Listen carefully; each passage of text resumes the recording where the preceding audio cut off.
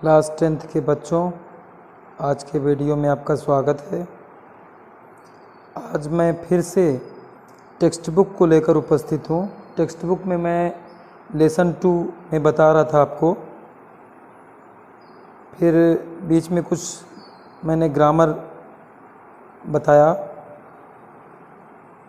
अब आज मैं फिर से लेसन 2 की शेष एक्सरसाइज लेकर उपस्थित हूँ। लेसन 2 में हम लोगों ने क्वेश्चन नंबर 4 तक पढ़ा था। क्वेश्चन नंबर 5 के आगे हम लोगों ने नहीं पढ़ा था।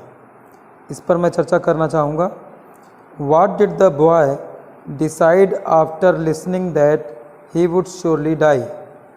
लड़के ने क्या तय किया, छोटा सा बालक जो आग में जल गया था, बिल्डिंग में आग लगने के कारण, उसने क्या तय किया जब उसने सुना कि वह निश्चित रूप से मर जाएगा। जब उसके चिकित्सकों ने, डॉक्टर ने कहा उसकी माँ से कि वह निश्चित रूप से नहीं बचेगा, तो उसने क्या तय किया? तो इसका आंसर बुक में ही है। The boy made up his mind. हम लोग बुक में देखेंगे आंसर कहाँ पर है, मैं आपके सामने रखता हूँ। But the brave boy didn't want to die, यहाँ पर आंसर है इसका। He made up his mind that he would survive. तब उसने तय किया कि वह जिंदा रहेगा, वह जीवित बचेगा। ठीक है ना। नेक्स्ट क्वेश्चन देखेंगे। नेक्स्ट क्वेश्चन है question number 6। What was the opinion of the doctor about after the boy had survived? जब बालक बच गया तो डॉक्टर्स का क्या ओपिनियन था? डॉक्टर्स का ओपिनियन ये था कि वह बच तो गया है, लेकिन वह कभी जीवन भर चल नहीं पाएगा। इसका भी आंसर हम लोग बुक में देखेंगे कहाँ पर है। Somehow to the amazement of the physician he did survive. When the mortal danger was past, he again heard the doctor and his mother speaking quietly. The mother was told, यहाँ पर answer है, that since the fire had, यहाँ से टिक कर लीजिएगा बच्चों, यहाँ से आप टिक लगा लीजिएगा।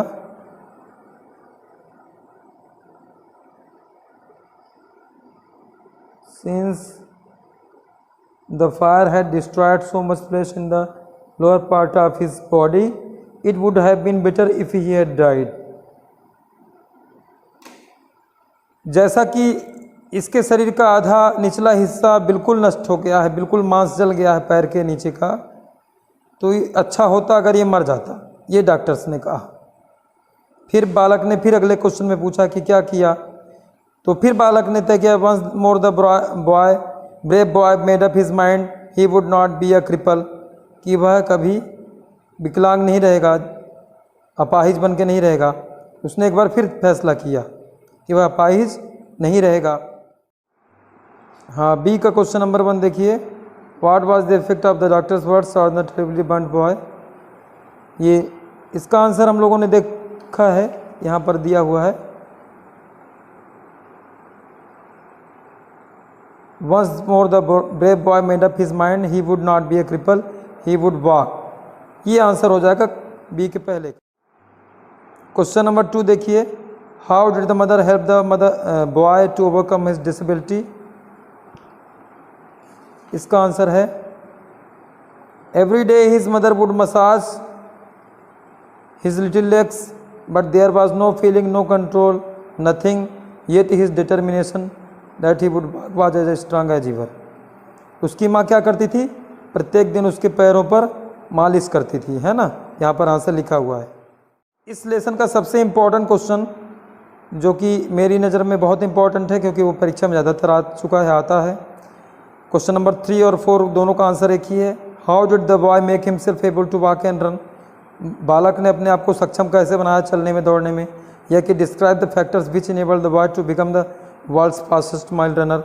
ये दोनों क्वेश्चन का आंसर एक ही है कि बालक कैसे समर्थ हुआ चलने और दौड़ने में। इसका आंसर यहाँ लेसन में आप देखेंगे। यहाँ पर सेकंड पैराग्राफ जो है, through his daily massages his iron persistence and his resolute determination, he did develop the ability to stand up, then to walk haltingly, then to walk by himself, and then to run. तो इस तरह से ये questions पूरे हुए lesson 2 के।